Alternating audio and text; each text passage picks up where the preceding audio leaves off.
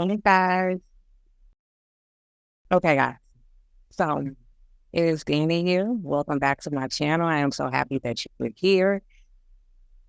If you have not subscribed, you wouldn't be here. So I have to thank you from the bottom of my heart for being a subscriber, coming to this premiere. So I just want to preface this by saying, number one, I am going to give y'all the game on getting into the short-term rental industry. I'm not charging you for nothing. I'm not selling you no courses. I'm not doing any of that. I'm literally taking a break, fourth quarter of this year. And so with that, I said, you know what? I'm going to show up on my YouTube channel and I'm going to give y'all the game for free, right? That is my give back to the world because I want to continue to help people because this business had to literally save my life and we have been able to be wildly successful. And I want you guys to be able to do the same thing too, right? If you want my time, if you want a discovery call or anything like that, I do have to charge for that. But if you want to get the game on how to get started, make sure you're watching. It's probably going to be part 1, 2, and 3 because it's a lot of information, y'all. So get your notepads out, get your pen and paper out, listen, re-listen when you need to, and come back to this video, right? But here we go. Do not start this business. Let me say that. Don't start until you watch all of these videos because I'm breaking it down. Every single thing, step by step, okay? So let's really talk about why, what's stopping you from starting your business, right? What is stopping you from actually starting your business? So here's some of the challenges that I hear people have all the time, right? You have a fear of failing. You get started and you're afraid that you're going to fail. And I always flip it and I tell people, I'm like, really, you're afraid of success because we fail every day. We fail every day. When you're not living out your dreams, when you're not doing what it is that you're called to do and what you're supposed to be doing and what you have goals and, you know, these dreams on doing, when you're not doing it, you're failing. So you're not afraid of failing because you fail every day when you're not living the life that you want to live, when you're not living the life that you desire to live. You're not afraid of failing. You're afraid of success. Success is new. It's scary, especially when you venture off into things that you've never done before. It's a scary place. So you're not afraid of failing. You're afraid of succeeding. You're afraid of succeeding. The worst thing you can do is fail. But you got to actually start. You have to start. You have to start, right? You got to get over that fear that you're not going to make it, or what if I start? And I hear a lot of nurses say this and healthcare professionals, well, what if I quit my job and I start my business and it doesn't work? Go back and get a job. Pivot in your business. See why things didn't work out. Fix it and start over. If you got to go back to work, go back to work. And this is one of the things I want to talk about. Don't feel like in this day and age that you have to quit your job in order to work your business. For many years, I worked and I worked my business on the side, right? Right? I worked my business on the side, right?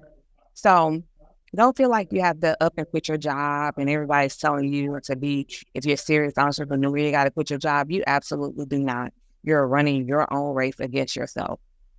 Okay. Growth blocks. You set the foundation, but you feel like you're hitting a wall. What might be missing in your approach? I get this a lot. People that get 1 or 2 units and they can't get past it. They can't get another yes. So we're going to talk about that because that's relationships. Did you start the wrong way? Some notes we're going to talk about. Oh, you simply need a mentor. You need a guiding hand. You need somebody to give you the game and the cheat code. Stop being cheap, right? Stop being cheap to yourself. Okay? Sometimes the information that you're seeking and that you desire and that you need is in somebody's brain through their experiences or stuff that they're doing every single day, right? So Sometimes you may need a mentor or a coach to help you along this journey, right? You may need a coach or a mentor. And there's nothing wrong with that. And I tell people all the time, I've spent over 6 figures on mentors and coaches and in my brain, my personal and my business development, right? It was an investment into my business. And I've seen the return on investment. But guess what I did? I implemented. Just like that. As soon as I got the information, I implemented. I didn't wait. I wouldn't wait knowing my mentor to tell me when to go or tell me when to start. No, you gave me the information. Now it's up to me to go start the race. Right? So if you're going to get a mentor, you have to actually implement what they're teaching. Okay. So let's uncover the mystery behind why many are struggling to start and grow their short-term rental business. Right? This is a little table of contents. We're going to talk about rental arbitrage. Now I hear people calling it rent to rent, or people call it subletting. We're going to talk about market research, a market sample, forming an actual business entity, what you need to look for when you're doing these apartment tours, pitching tips, business credit requirements, when you're signing your actual lease, setting up and furnishing, and automation tools to help make this thing passive. I hear a lot of people talk about short-term rental and say that it's a passive business, y'all. Tell them stop lying. Airbnb and short-term rental is not passive by any means. Can you make it semi-passive? Absolutely. But when you start, it is not. So let's talk about what rental arbitrage is, okay? Again, you may hear it called subletting. Now the new term is rent for rent. The rental arbitrage, okay? The act of arbitraging something is buying it at a lower cost, being able to put a markup on it, and selling it at a higher cost. That is the act of arbitraging something, right? People do it on Amazon and eBay. They go into the dollar store, they find something cheap, they mark it up, sell it for higher on these different platforms. They get the spread in between. That's the act of arbitraging, right? So let's talk about what rental arbitrage is. That is me going with my business entity. I'm not doing it as a person. That's what makes this not subletting, right? My business entity will do my research. I know the market. I know I want to be there. My business will go and apply and be approved to rent an apartment. I furnish that apartment, completely start it up, turn the utilities on, get it ready to host guests. Then I put it on different platforms. And the guests typically pay me higher than what I actually pay to rent it because it's furnished, it's fully functional for them to stay on a short-term basis, whether that's a few days, a few weeks, or sometimes a few months. But it is the act of me renting at a higher rate than what I rent for, but with a business entity. I'm not doing this on a personal side. I'm doing it with a business entity, okay? Literally, rental arbitrage, I didn't know it was a thing. I literally did not know, right? When I heard of Airbnb, I thought that you had to own the properties because I actually Airbnb'd a room in my house, right? But I thought you had to own these properties. I didn't know that you can rent them. So when I found out about it and really dug deep into it, I was sold. I was like, oh my God, like what? But I'm going to tell you about some of the pitfalls when it comes to rental arbitrage too. But this is the way that I was able to scale quickly and cash flow quickly versus buying in the traditional sense as a real estate investor. So let me give you a little breakdown or example, right, of what it looks like. And this is on a low scale, right? You may hear people all on social media or on YouTube talking about rental arbitrage and saying that they make $3,000, $4,000 a month from one property. Let me give y'all the real. Everybody is not going to walk into a property that they can profit $2,000, $3,000, $4,000, $5,000 a month. And when I say profit, that means after your rent and your expenses are paid, you're walking away with $2,500, $3,000, $4,000, $5,000, because 9 times out of 10, those places and those markets that you can do that with, there are properties that are going to cost you a little bit more, right, to even rent. There are places in Miami, $4,000 or $5,000 a month for rent. Different places, homes in Colorado, you're paying to be in those good markets, but landlords and property managers are not stupid. They know people want to be in those markets. So 9 times out of 10, the rent is higher. The rent is higher. So let's talk about an average example here. So if I can get a property that costs the monthly rent is $1,500, and the expenses, utilities and cleaning, but cleaning should be covered by your guests, it's about $500, right?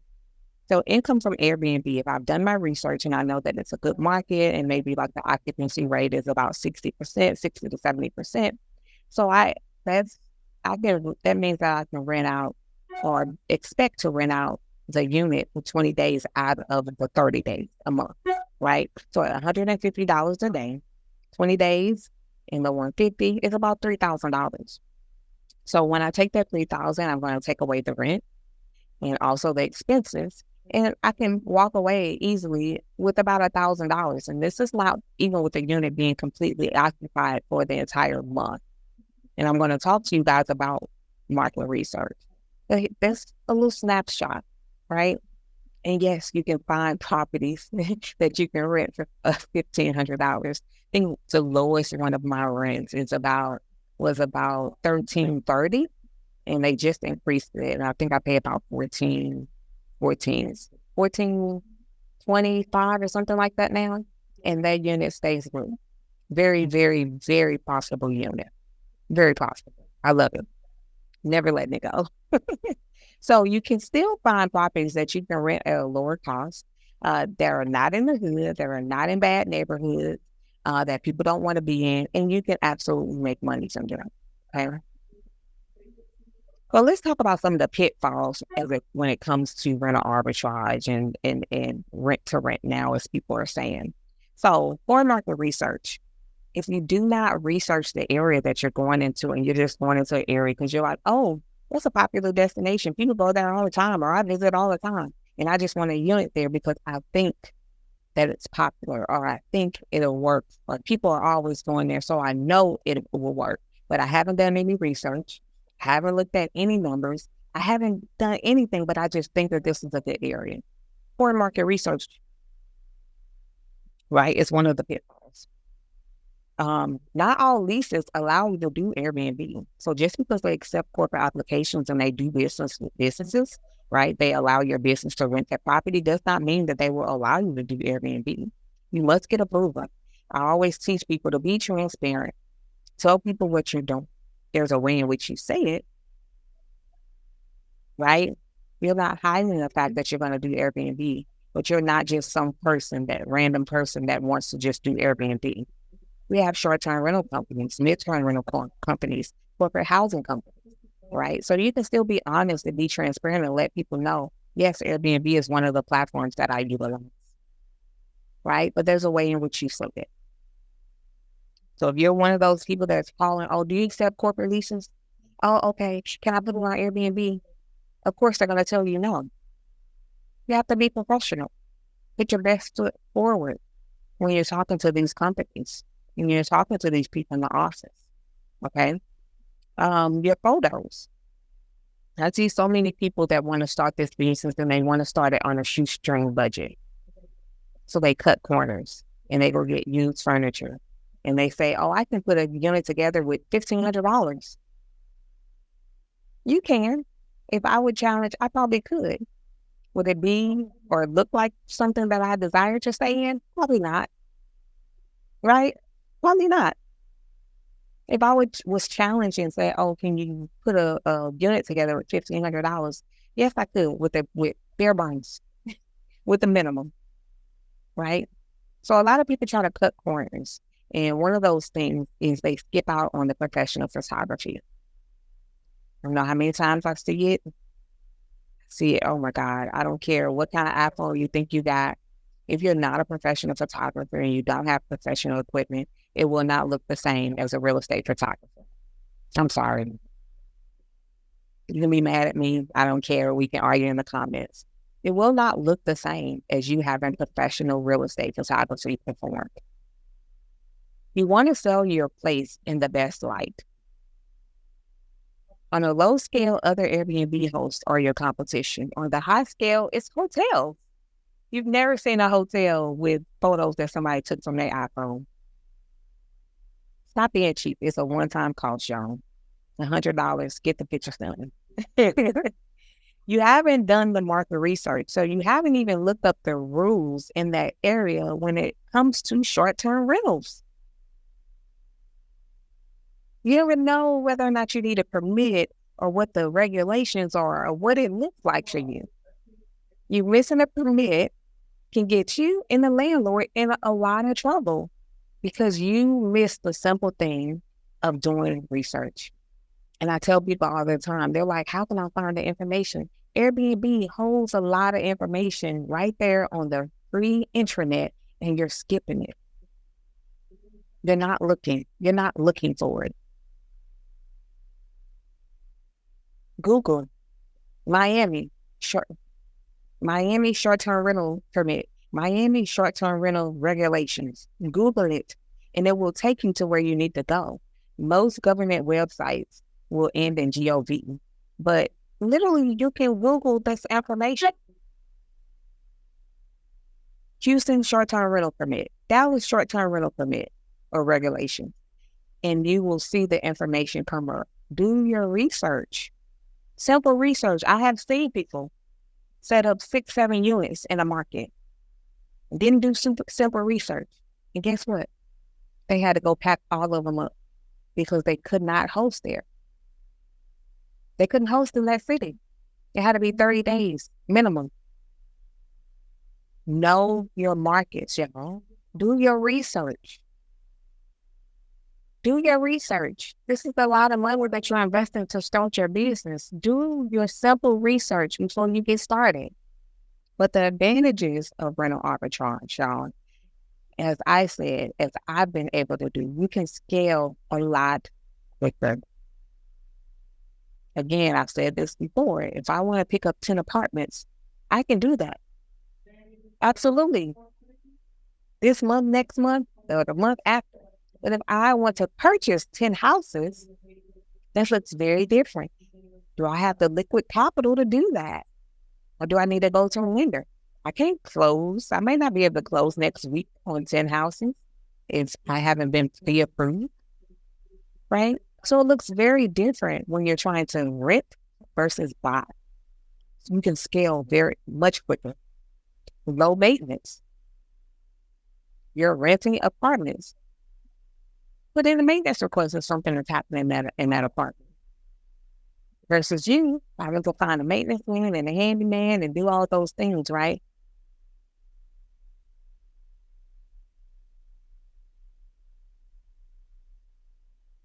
Also, with rental arbitrage, more times than not, you don't have to spend a lot of upfront money to get into the apartment. People are always worried about deposit.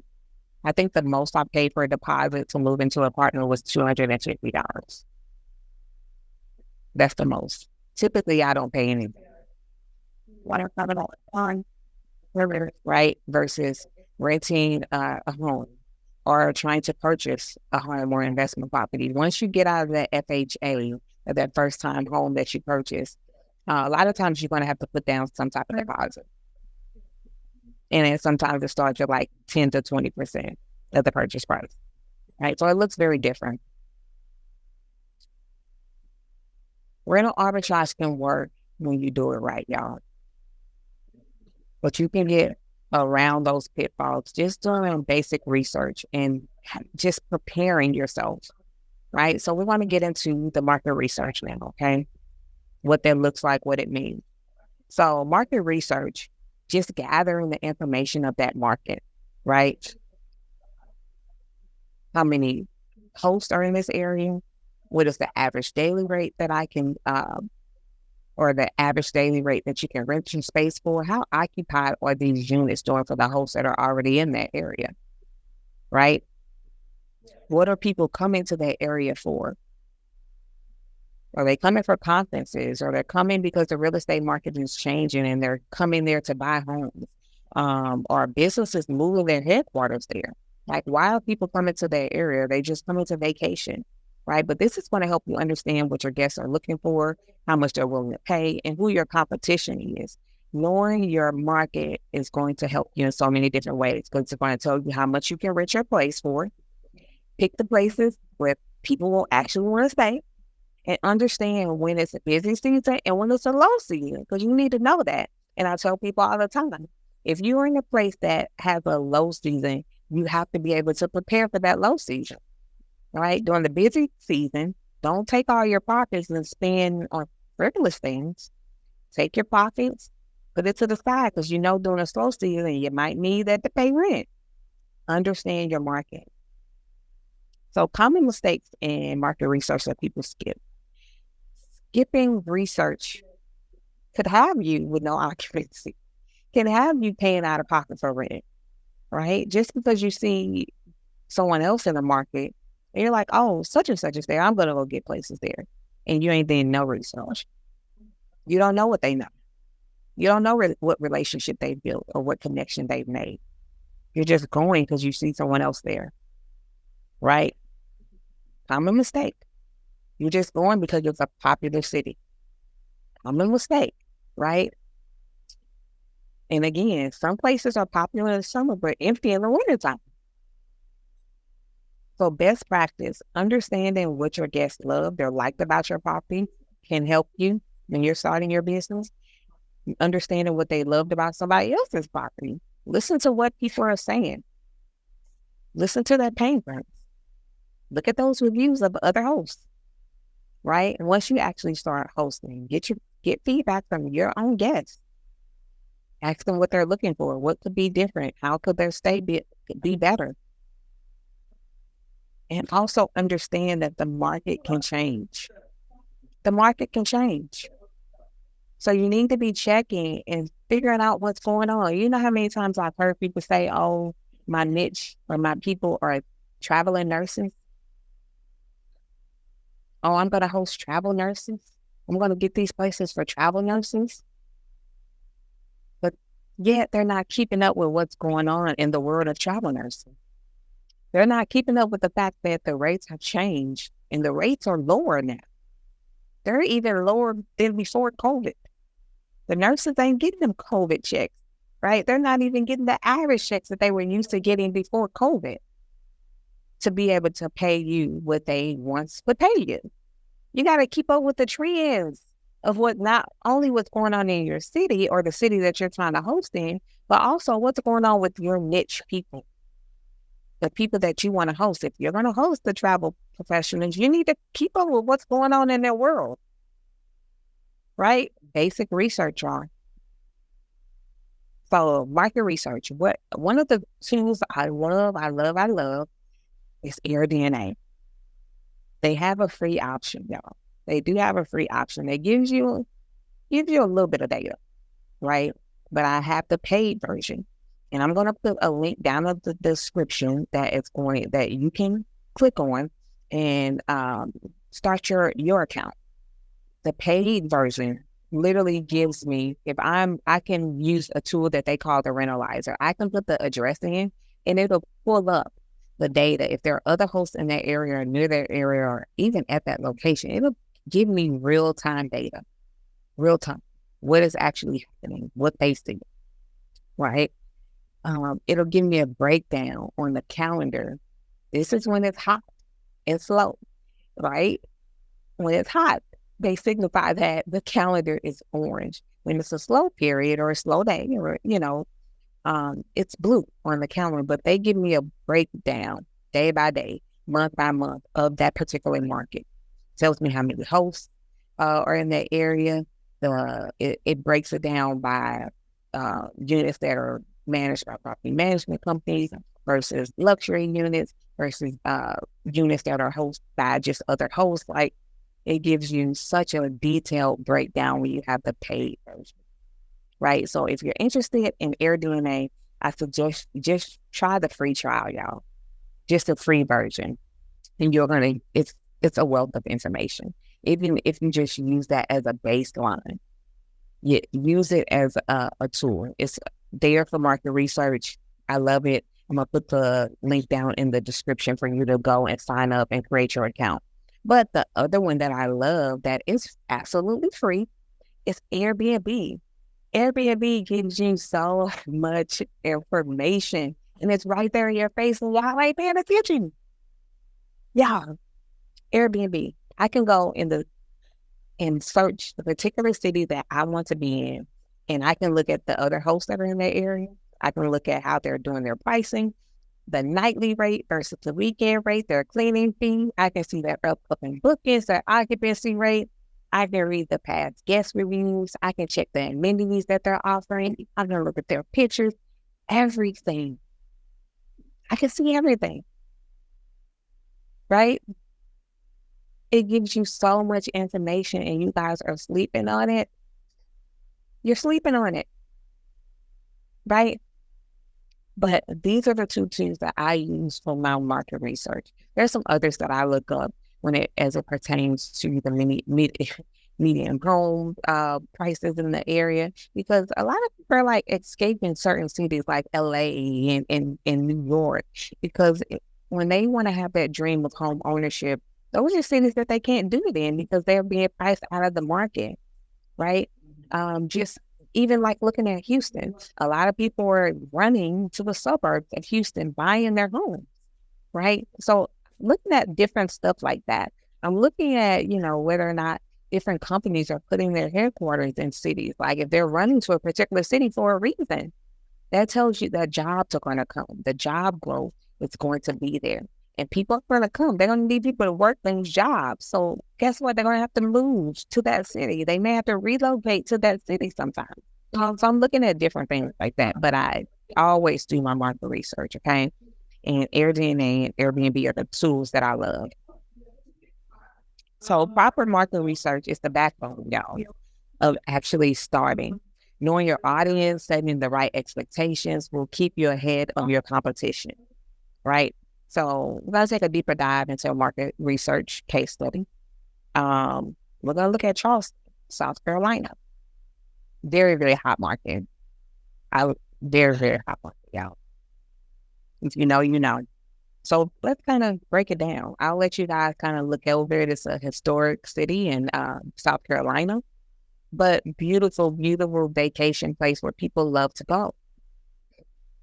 Look at the peak seasons and the average nightly rates. Look at those nightly rates, $200 to $350 per night. Sometimes they get higher than that, y'all. I've seen them at $400. Low cities at $120 to $250 per night. Look at that peak season. Knowing the top attractions. Why are people coming there? Right? The guest amenities, like the guest preferences. Look at this. This is how I break down market research when I'm going into a new city. Looking at guest reviews. What are the guests saying? Right? Look at their feedback. And this helps you strategize your success in that market.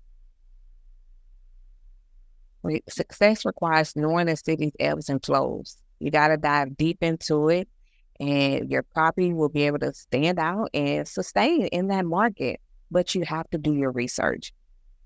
We're going to cut it off right here because next we're going to talk about actually starting rental arbitrage. And in order to do that, you need a business entity. So I've made a presentation here about forming an LLC. Let me stop this and say I'm not a lawyer. I'm not giving you legal advice. But in order to do rental arbitrage, you must have a business entity. There are many different business entities that you can use and that you can form. The easiest one and the go-to that a lot of people use is called an LLC or a limited liability company. I'm going to come back for part 2 and kind of break down this business entity thing, right? and probably put down in the description to a link to the SBA, the Small Business Administration, that breaks down the other business entities that you could form, right? But when I say the LLC is, I guess, less challenging or a little bit easier as far as compliance and regulation goes, because the other ones have some extra paperwork or some extra requirements that are required of them, like a S Corp and C Corp or a nonprofit.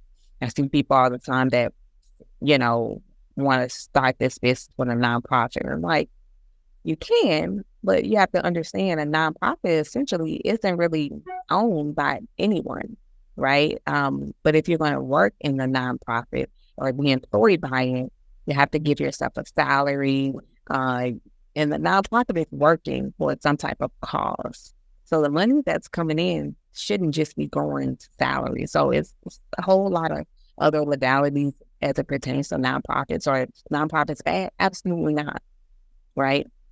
But a lot of times the nonprofits are formed for a particular cause, to help someone or to help a group of people. So if you're just forming a nonprofit for your Airbnb business, just for you to get out the profits, that's not really how that works. So again, I'm not a lawyer. I'm not giving you guys legal advice, but you need a business entity in order to do rental arbitrage.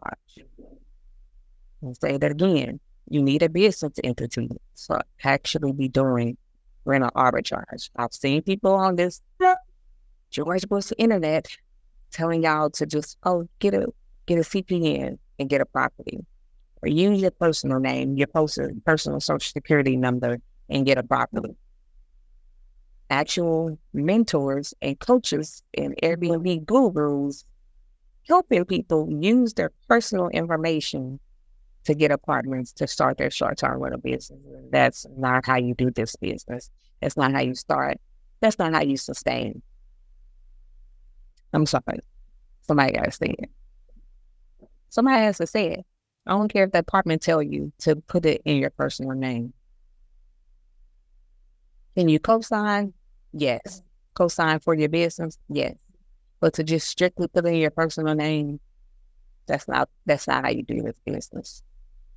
Just not how you do this business. Anyone that's telling you to do that, I will still clear them. If you are going to get into this business to have a successful and a thriving business, you have to treat it like a business and not a side hustle. Get yourself a business entity. I'm going to go. I don't want these videos to be too long, and we're going to come back next week, and maybe in the end of this week, I can give y'all part 2, because I'm going to record it now. But we're going to cut this video off, give y'all a few days to marinate on it, take y'all notes, and I'm going to come back and we're going to be talking about forming that LLC. We're going to be talking about business credit.